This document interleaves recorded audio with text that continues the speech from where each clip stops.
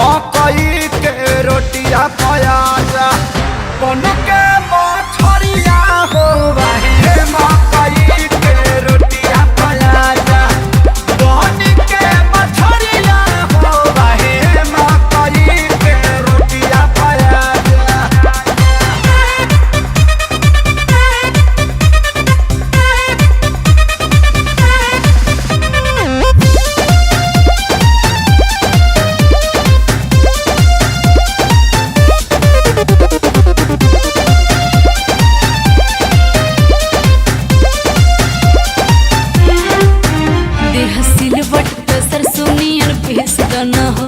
ऊपर से पिया घिस दाना हो गोड़तावे काट जैसन बॉडी के कपड़ावा हो बनल बा मुडई बिगाड़ा ताजा तारावा हो टूट जाई बन्हवा सम्हारा बड़ा हाथ दरिया हो मकई के रोटिया प्याजा बन के मछरिया हो हे मकई के रोटिया प्याजा बन के मछरिया हो हे मकई के रोटिया प्याजा।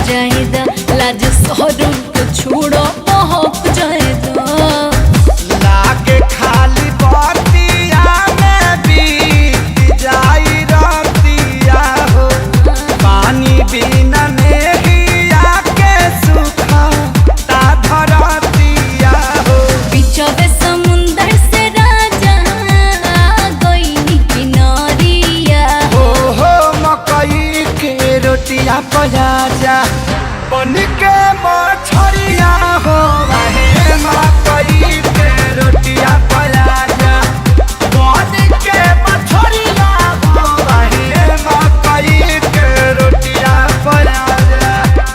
अब अपना बेटा के घर तुमने की देखो बतावा ऑर्केस्ट्रा वाली के मुंह में पैसा धरा होता रे तो हमरा भावना के कभो कद्र ना कैला बेटा। तो का करबत ब्याह करो तारा काला सा हम बियाह ना करब ठीक बा। हम तोहरा ब्याह के बात नहीं क्या करो तब अपना ब्याह के बात करता नहीं।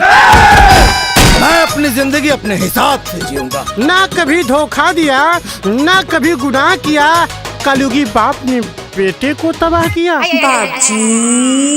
चढ़ली जवानिया परोसी लेके आवत हरिया हो मकई के रोटिया प्याजा मकई के रोटिया प्याजा